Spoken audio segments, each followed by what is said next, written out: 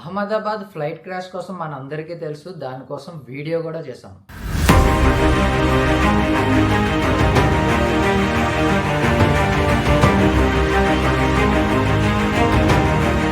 అసలు ఏం జరిగింది, ఫ్లైట్ ఎలా క్రాష్ అయింది అన్న నిజం కోసం మనమైతే వెయిట్ చేసాం. బ్లాక్ బాక్స్ దొరికితే అన్ని నిజాలు బయటకు వస్తాయన్నారు. బ్లాక్ బాక్స్ కూడా దొరికింది. ఆ బ్లాక్ బాక్స్ లో ఏమున్నదంటే ఒక పైలట్ వాయిస్.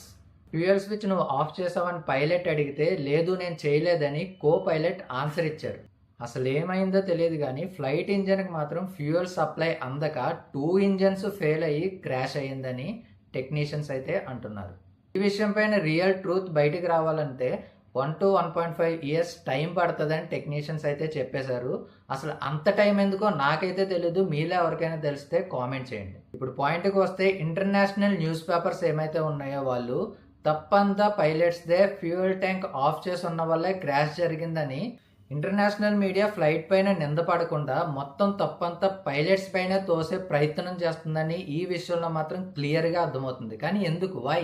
ఎందుకంటే బోయింగ్ అనేది యుఎస్ బేస్డ్ కంపెనీ. వాళ్ళ ఏరోప్లేన్ లోనే వాళ్ళ మెయింటెనెన్స్ లోనే తప్పు ఉన్నది. ఇంతమంది వాళ్ళ వల్లే చనిపోయారని తెలిస్తే వాళ్ళ బిజినెస్ రెప్యుటేషన్ ఎక్కడ పోతుందో అని చెప్పి మొత్తం నిందంతా పైలట్స్ మీద తోసే ప్రయత్నం అయితే క్లియర్గా చేస్తున్నారు, క్లియర్గా.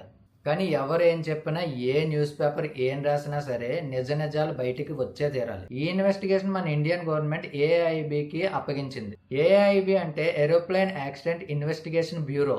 ఎవరో ఏదో రాస్తే ఏదో చెప్తే వదిలేసే మ్యాటర్ ఇది కాదు. ఎందుకంటే మన ఇండియాలోనే ఫస్ట్ టైం, ఫ్లైట్ జర్నీలోనే ఫస్ట్ టైం ఎంత పెద్ద యాక్సిడెంట్ అన్నది జరిగింది. ఇది ఎందుకు జరిగింది, తప్పు ఎవరిది ఉన్నది అన్నది క్లియర్గా తెలిసే తీరాలి. అండ్ ఇంకోసారి ఇలాంటి ప్రమాదాలు జరగకుండా ఖచ్చితంగా యాక్షన్ తీసుకోవాలి. జై హింద్.